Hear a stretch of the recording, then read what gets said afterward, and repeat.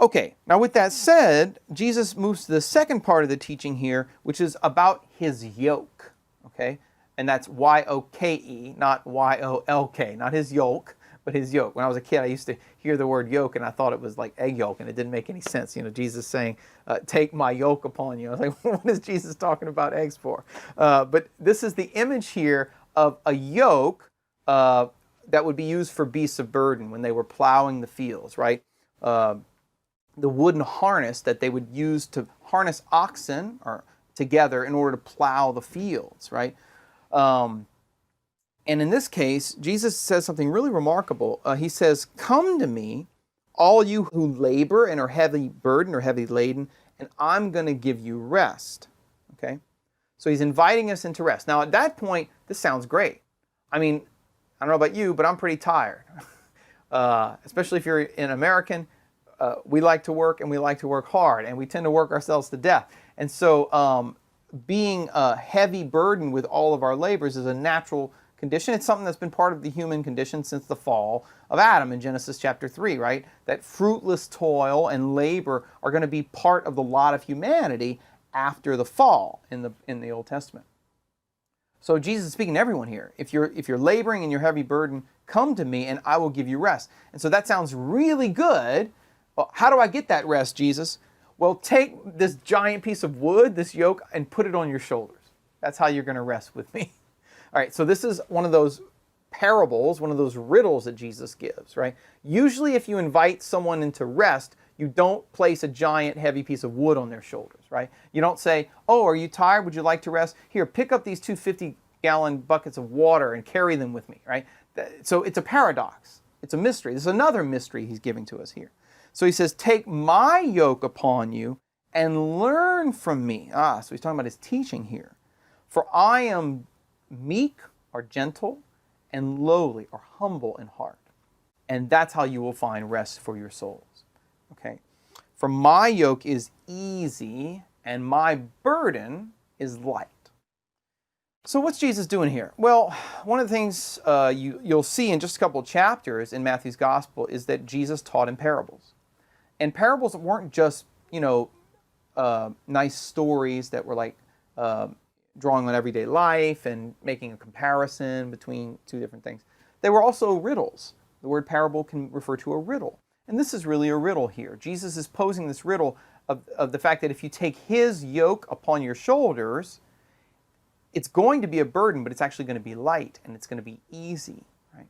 So what's he referring to here? Well, two things. First, you might recall from the 13th Sunday in Ordinary Time that the last time Jesus talked about putting wood on your shoulders was when he said to take up your cross and follow him.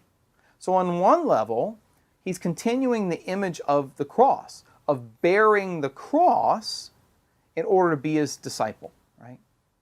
Because it's only through the cross that you'll get to the resurrection. It's only through suffering that you'll learn how to love and that you'll taste the glory of the world to come. That's one dimension of the meaning. The other dimension, though, here, and the more primary one, I think, in context, is Jesus, not just his teaching, but his way of life, right? He's not just telling us to accept his teachings here. He's telling us to imitate him in two key ways. First, in gentleness or meekness. Second, in humility. So those are the yokes of Jesus here. Gentleness and humility. So this should make us think back to the 5th chapter of Matthew's Gospel, the Beatitudes, right? When he talks about the people who are poor in spirit, the humble, they're happy. They're going to inherit the kingdom of God. Blessed are the meek, the gentle. They're going to inherit the earth. Even though it looks like the powerful get the earth, in fact, those who are gentle are the ones who get the earth. Those who love their enemies, right? Who turn the other cheek. That is the real power and that's the real peace that comes from living according to the Beatitudes and living the gospel here. So Jesus is inviting the disciples to imitate him in his humility and in his gentleness. And in doing so, he's actually alluding to the Old Testament. Surprise, surprise, right? He does this all the time. But in this case, it's interesting because the allusion here is to one of the books in the Catholic Old Testament that's not in the Protestant Old Testament. In the book of Sirach, chapter 51, this isn't quoted in the lectionary, but I thought I would give it to you here. We see the exact same imagery. In Sirach 51, verse 26 to 27, wisdom in person, the person of wisdom, is speaking. And wisdom says this: put your neck under the yoke. Let your souls receive instruction. It is to be found close by. See with your eyes that I have labored little and found myself much rest. Notice the two images there. Taking the yoke of wisdom upon you will actually give you rest if you learn to live according to wisdom. So what's Jesus doing here? He's not just showing us he's a teacher of parables. He's basically, in a sense, saying, I am wisdom in person. And I'm calling you to imitate me in my humility and in my gentleness. And if you do that, you're going to actually find peace. You're going to actually find rest. Not for your bodies, but for your souls. You're going to find rest for your souls, and you'll find the joy that comes from following me. Right? Now you might think, okay, well, how's that really possible? I mean, especially if you're going through life and you're experiencing just the burden of labor itself and the worries and the cares and anxieties, for example, of family life and married life, they can get really burdensome and really heavy at times. What's Jesus talking about here? How can a yoke be light?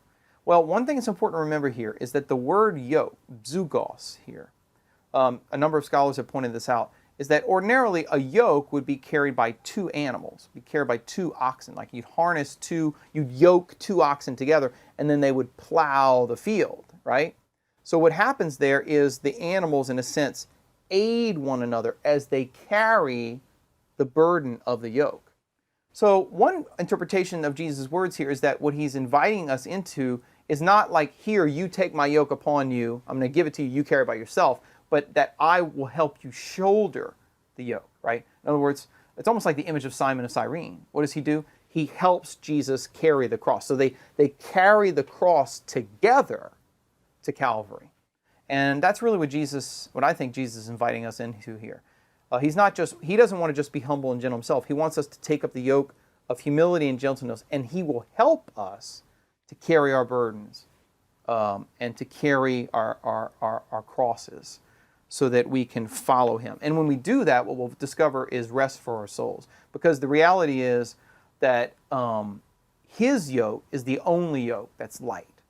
His is the only one that's really easy. It doesn't look easy, right? But the reality is that the only true